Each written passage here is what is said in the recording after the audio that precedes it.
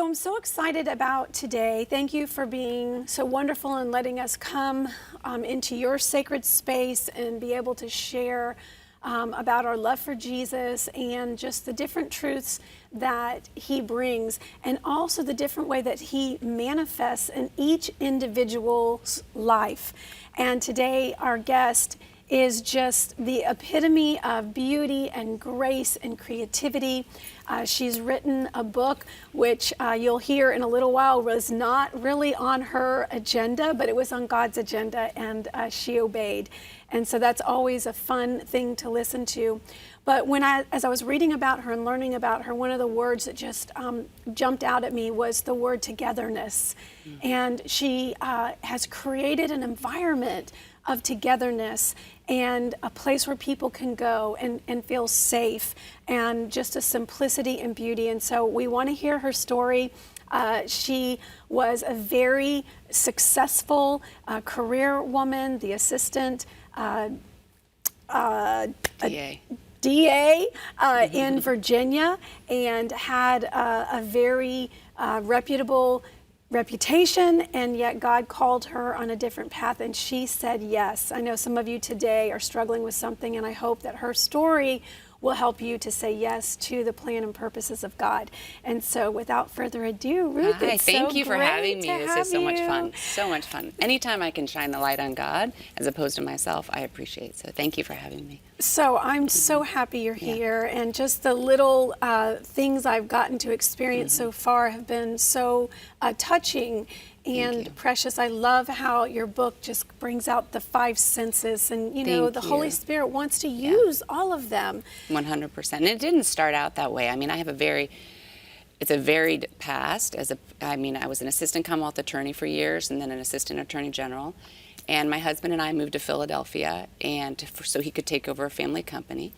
And our house flipping, which is what we began to do, was born more out of necessity than a desire. We didn't have the money any other way. So we began to flip houses, and we literally, for 16 years, moved every 18 months. I have five, I know.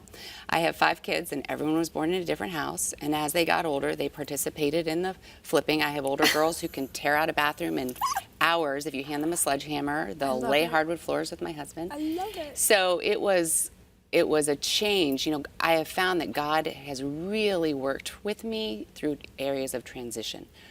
And so I think more about what we're talking about today with the book was the beginning of my latest transition. So that's where. Well, life is a series of transitions, and so here we are at this incredible one, but then everything that you went through leading up to this gave you the courage and the bravery to step into it. So 5 children. 5 kids. Wow. How, boy, girls? So it's 4 girls and then a boy. Wow. So, and they range from 21 to 13, so they're a lot of fun. So you have a very fun, active house. So and just to give you a little bit more history, about several years ago, we bought a 305-year-old farmhouse, and William Penn is the one who deeded it, and we're the 4th owners. But it was in complete disarray. There were trees growing into it. It's an old stone house, and it has 2 guest cottages where my dad now lives. So it's been an amazing journey. But my story, transformation, you know. So I'll kind of bring you up to speed. So a couple of years ago, I was turning 50. And my oldest daughter was going to college, and I really began to feel like the earth was shifting underneath my feet. I didn't know who I was or my identity anymore other than being a mom. And not to belittle that, but your confidence begins to erode when you've been at home just kind of managing that. And having gone from trial work to that, it was a drastic change. So my uncle was visiting. This was 3 years ago, and he called me into my living room, and he said, "Come sit with me for a moment." So I sit down, and he said, "I have a question for you." And I said, "What's that, Uncle Hubert?" And he said, "What are you 100% depending on the Lord for right now?" Wow. And I said, "Besides raising my 5 kids?" And he said, "Yes." And I said, "Nothing." And I mean, I'd gone through the death of my mom. Obviously, in the course of flipping houses, we were depending on him, but not to the degree he was talking about. And he said, "I have a challenge for you. I challenge you to ask the Lord to give you a vision beyond your resources, beyond your financial means, your personal capital, or your education." Because he knew that we had managed to do a great deal by pushing through, right? Yeah. Doing it ourselves. Yeah. And he wanted me to see God do all the work and get all the glory. Yeah. So I began to pray that every single day. And a couple of months later, I went to a conference up in Connecticut done by Women Doing Well, where they're helping women find their purpose, plan, and passion.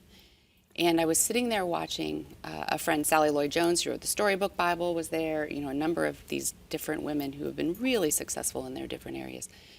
And one of the women on the panel said, because these were all CEOs who were leaving their areas of business to go into ministry. Wow. And she said, I can do a spreadsheet in my sleep, but I don't know how to do a cheese board.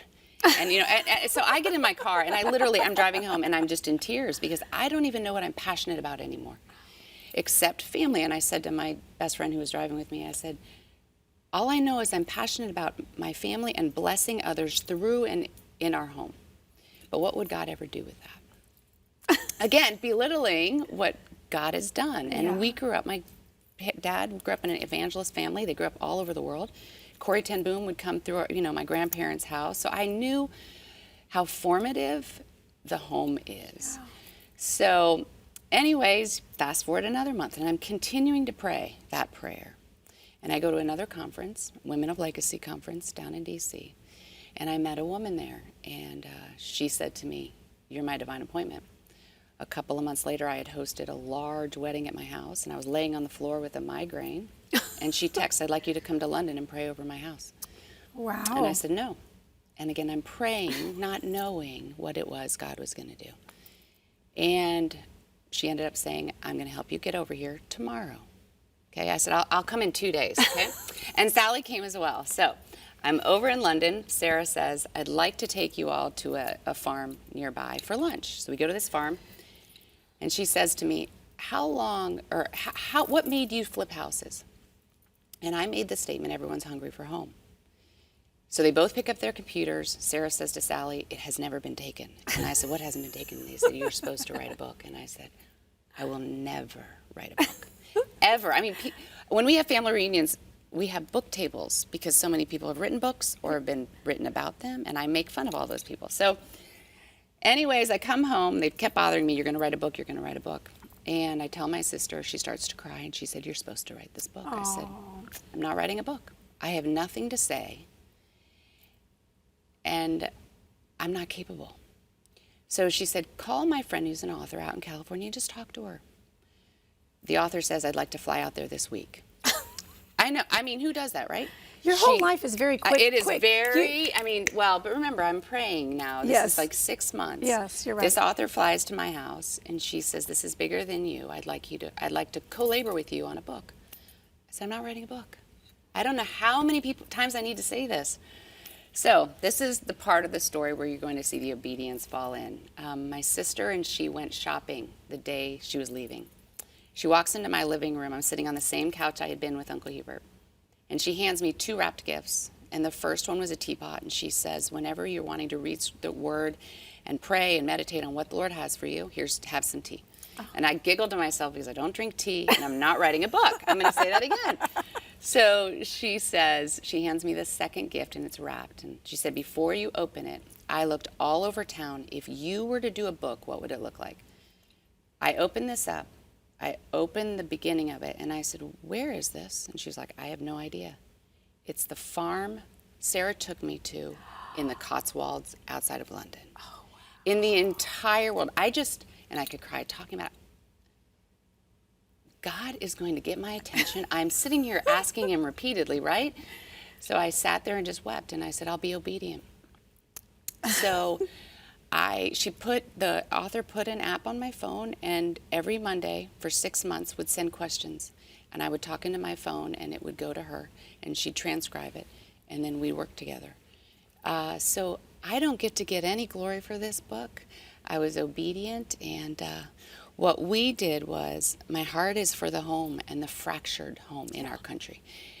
We don't just have a fractured society, but our homes are. And the desire for home crosses every economic background, ethnic background. I mean, everybody wants home. So that's my heart. And what creates home, to me, it isn't just the 4 walls. I had done a lot of flipping.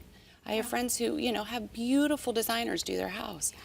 But what's home is the family culture. Yeah.